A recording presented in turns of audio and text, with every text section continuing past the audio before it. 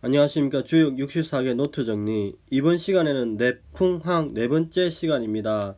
전체적으로는 190번째 노트 정리입니다. 이번 시간은 6호의 한기덕 정 부인길 부자흉과 상륙의 상륙 진항흉에 대해서 같이 살펴보겠습니다. 자, 먼저 한자 정리한 것을 같이 한번 읽어보겠습니다. 한기덕 정 부인길 한기덕 정 부인길 부자흉 그 덕의 항상함이니 올바르고 부인은 길하고 장부는 흉하다. 부인 정길 종일 이종냐 부자재의 종부 흉냐. 부인이 바르면 길하고 즉 종이 일종냐 한마음으로 쫓아 끝까지 간다. 부자재의 장부로서 의를 마름질 해야 함이거늘 부인의 도를 따르면 흉하다 이렇게 이야기합니다. 즉 부인과 신랑에 대해서 다르게 해석을 하죠. 조금 다른 견해를 보면은 부인이 바르게 하여 길하다는 것은 남편을 쫓아 일생을 마치기 때문이요, 남편은 상황에 따라 알맞은 조치를 취하니 부인을 따르면 흉하다 이렇게 이야기합니다. 그 제의를 상황에 맞게 알맞게 조치를 취한다로 해석을 합니다. 자, 전체적 효 위치를 보면은 이렇게 이제 6, 5는 중을 얻었죠. 중을 얻었고 바른 자리는 아니죠. 그 다음에 이제 구의와 응의 관계에 있습니다. 자, 이렇게 이제 음의 자리에 있고 중이란 이유로 또 설명하는 그 방식이 있습니다. 6, 5는 부당이나 중을 얻었다. 구의와 정응한다. 저 중의 덕은 한결같다 이렇게 이야기합니다. 그래서 한기덕의 정은 한고하게 아름다운 덕을 유지한다 이렇게 이야기합니다. 즉 이는 바른 도를 지내는 것 같다 이렇게 합니다. 그래서 부인의 덕은 종이 일종 하나만 끝까지 쫓아간다는 이야기죠. 그리고 신랑의 부자재의 종부흉은 취지는 전체적으로 남자가 일을 처리함에 있어서 부인을 따르거나 부인의 유순한 덕을 지니게 되니까 흉하게 된다 이렇게 이야기합니다. 그리고 이제 다사는 조금 다르게 봅니다. 전체를 이거 한번 읽어보겠습니다. 부인이 길한 것은 한 지아비만 섬기며 평생을 바치기 때문이다. 지아비는 의에 따라 행동해야 하거늘 부인의 뜻을 따라서 행동하니 길하게 된다 이렇게 이야기합니다. 그럼 제의에 대해서 이제 학설이 조금 갈리죠. 이렇게 아까 위에는 상황에 맞게 조치를 한다 이렇게 이야기를 했고, 여기 보면은 이 부분 상황에 맞게 조치를 취한다 이렇게 이야기를 한 부분에 있는 반면에 여기서는 다사는 의에 따라서 행동을 한다 이렇게 보고 있습니다. 그리고 또 다른 견해는 제의를 하늘의 뜻을 자각하여 문물 제도를 만든다 이렇게 이야기합니다. 그래서 제의의 의미도 조금 다릅니다. 그래서 우리가 실제로 효를 받았을 때 이 한기덕 덕의 항상함을 유지하는 의미와 부인은 길하다는 이유가 종이 일종의 덕을 지녔기 때문에 길하다고 이야기하고, 신랑은 흉이라고 기결된다고 했는데 부자 제외해야 함에도 불구하고 부인을 따르니 길하다고 흉이라고 이야기하는데, 이 상관성 상징성에 대해서 이제 고민을 해야 되는 지점이 있는 거죠. 황태현 교수님 설명을 조금 보면은 곱고 바르게 행동하는 부인에게는 길하다. 반면에 이렇게 나뉘죠. 반면에 부인의 말을 따르는 남편은 흉하다고 이야기합니다. 그렇게 함에도 불구하고 양자공이 부인이든 남편이든 바르게 행동하지 않으면 여자도 흉하다고 이야기합니다. 그리고 이제 6호는 존리, 9호 임금의 지위에 있죠. 즉 부인은 존리임에도 불구하고 자신을 스스로 낮춰서 겸손하게 행동하니까, 즉 주관 있게 움직이죠. 반면에 신랑은 주관 없이 흔들흔들 거리니까 부인의 말을 따르는 입장이죠. 이러니까 남편은 흉이다 이렇게 이야기합니다. 그럼 이제 우리가 실천적으로 계속 이야기하지만 효를 받았을 때 종이 일종의 내용이 무엇인지, 여기서 따른다고 이야기하는데 그 따름의 내용이 무엇인지, 그다음 부자 제의의 내용이 무엇인지 실천적으로 고민을 해야 될 것 같습니다. 자, 6호는 여기까지 하고 상육에 대해서 보겠습니다. 진항흉.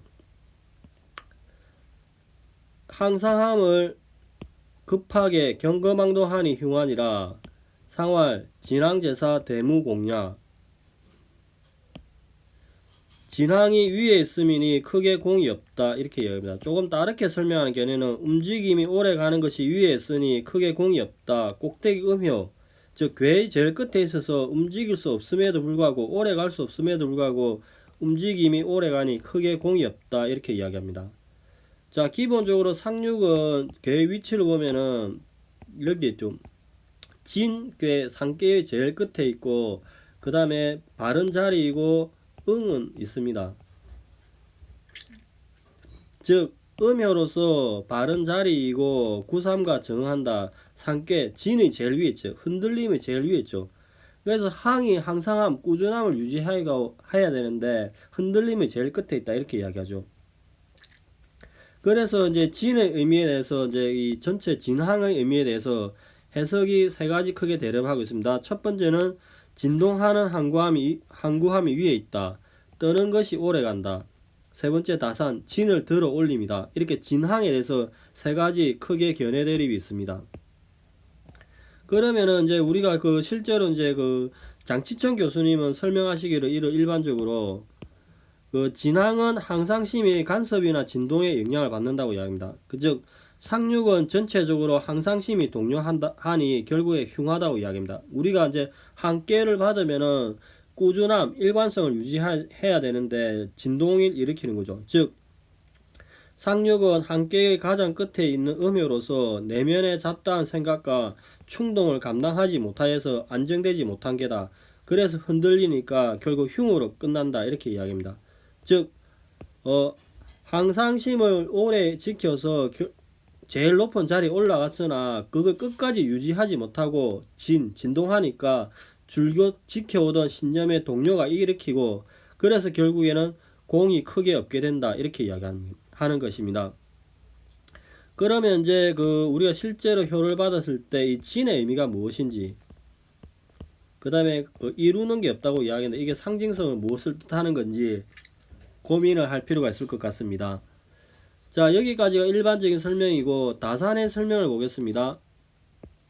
한기덕정 부인길 부자흉 상활 부인정길 종일 이종야 부자제의 종부흉야 그 덕을 항상 변하지 않게 유지함이니 이를 맡아 처리함에 있어서 부인은 길하고 지압이는 흉할 것이다. 상활 부인은 일에 길한 것은 한 지압이만 섬기면서 평생을 바치기 때문이다. 지압이는 의에 따라 행동해야 하거늘 부인의 뜻에 따라서 행동하니까 흉하게 될 것이다 이렇게 이야기합니다. 자, 그러면 한기덕 그 덕의 항상함을 유지한다는 불상을 보면은 이렇게 그 12몇 개 추이상 이제 이렇게 진이 점점 발전하는 거죠. 이렇게 추이로 진의 덕이 이렇게 발전하면서 나아가고 있는 상황이죠. 그렇게 있다가 이제 뇌천대장께서 이제 이 건도를 이렇게 유지하면서 나아가고 있는 거죠. 그래서 이제 이게 전체적으로 이게 뇌풍안개인데 뇌풍안개가 이렇게 있는 거죠. 괴가 있는데 효변을 하게 되면은 요렇게 되죠. 그러함에도 건의도가 여전히 유지되는 거죠. 그래서 건의 진행 과정을 이렇게 이제 12몇 개 추이상 보고 있으면은 건도가 항상됨을 유지하고 있다 이야기합니다. 그래서 내풍 여기 내천대장궤에서 여기가 내천대장이죠. 여기 내천대장궤에서 내천대장궤입니다. 여기서 1이 5로 가면은 이제 1이 5로 상승하는 거죠. 가더라도 여전히 건의 도가 이렇게 있으니 그 건의 덕이 바뀌지 않으니까 한기덕의 물상을 도출해낸 것입니다. 그 다음에 종이 일부 그 부인정길 종이 일종야 부자제의 종부흉야의 물상을 보면은 이렇게 내풍한께 본계가 상계는 뇌 학계는 손이죠. 뇌는 이제 그 보면은 물상은 남자이고 진남자 건의 강건함이 있는 거죠.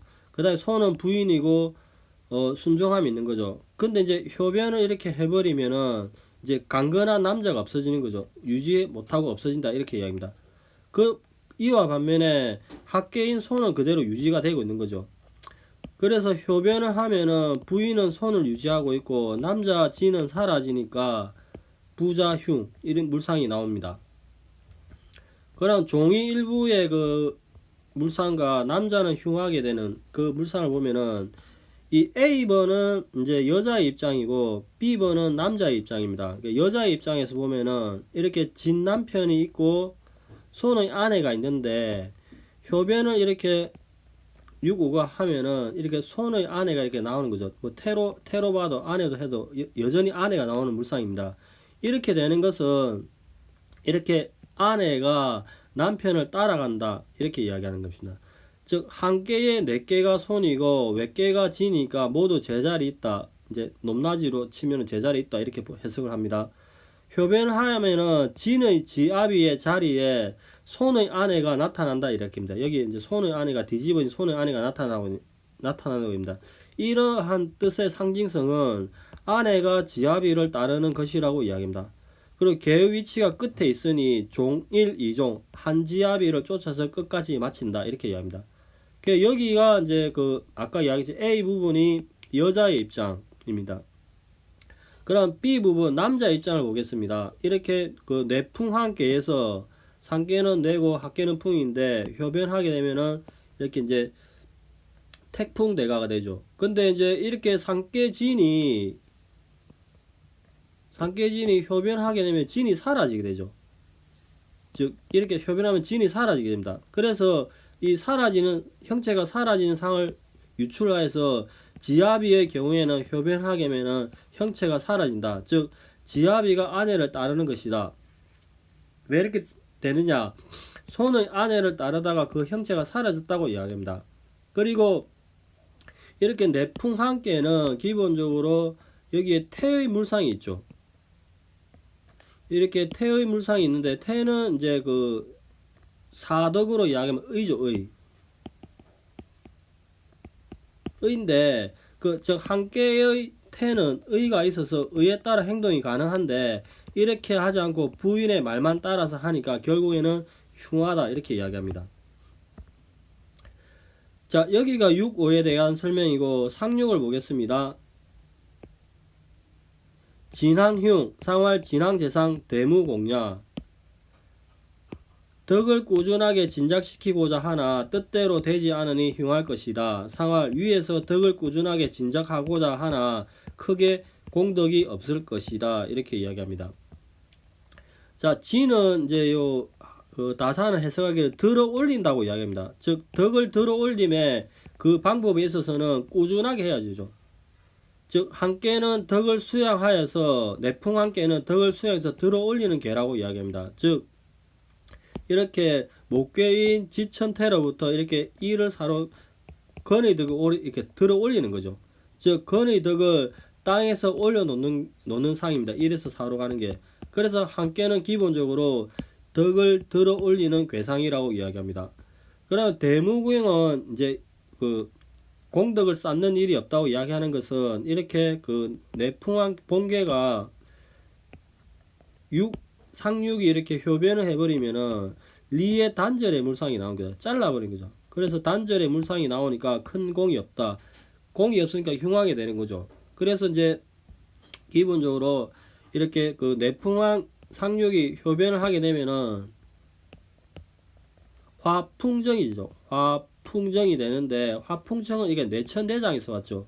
그게 내천대장인데 이게 화풍정께도 기본적으로 덕을 들어 올리는 괴라고 이야기합니다. 그러면은 이제 덕을 들어 올리는데 내천재장께 1에서 6으로 이제 들어 올리로 이야기죠. 학계에 있는 건 하나를 이렇게 강건한 건 하나를 이렇게 들어 올리려고 한다고 이야기합니다. 그래서 이래 덕으로 들어 올리는 찰나에 여기 해서 설명을 보면은 덕을 들어 올려서 땅에서 떼어 놓으려고 할 때, 즉 힘에 부딪혀서 중단되니까 건의 덕은 아래로 추락한다 이렇게 이야기합니다.